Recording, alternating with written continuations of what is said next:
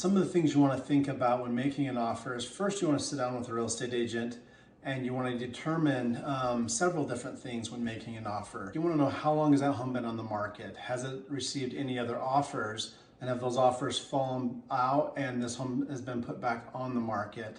Are there any comps? Like, what are the comparables in the neighborhood, in the area for that home? Are they priced well? You also want to know if there's multiple offers on the home. Are the offers due by a certain time? There's lots of little things that you want to know before just making an offer about the house, because some of these things will dictate how you make your offer to the sellers. And then the next thing also is, are there any things that the sellers are looking for when making an offer?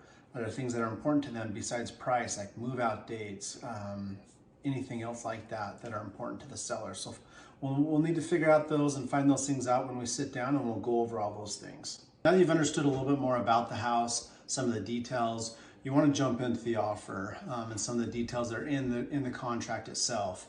Like I said, price is the number one thing that we want to look at, because price is the king. So some of those comparables you're going to look at and see where you want to position yourself on price. Number two is the down payment and your earnest money. How much money are you putting down?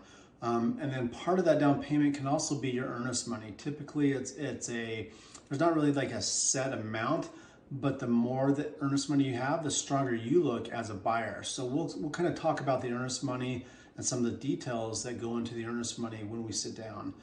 Okay, so number three are deadlines. How fast can you perform on the contract? There's deadlines like your inspection deadline, your financing deadline, your settlement deadline, and we'll go over some of these dates when we sit down, but we want to see how fast you can perform on these deadlines, and that's what the seller is going to be looking at. Number four, can some of your down payment that you're putting towards your earnest money be non-refundable? There's a part on the contract that talks about non-refundable, or it can go non-refundable after certain deadlines on your contract, and we'll kind of go over that as well. Number five is, how far along are you in the pre-approval process?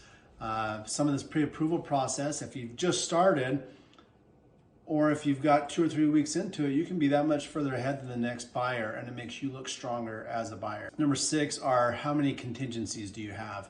Things like, do you have a home to sell?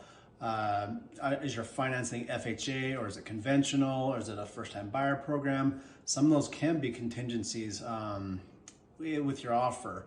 So also you can pull out some of these deadlines as well. There's a lot of different details to the offer, more than just price, and we'll go over these when we meet and go over an offer. And like I said, when we make your first offer, we want to make sure that you understand all of these so you're an educated buyer. If you have any questions, don't hesitate to call me, or if you want to know more information about how to write an offer, I'd love to meet with you.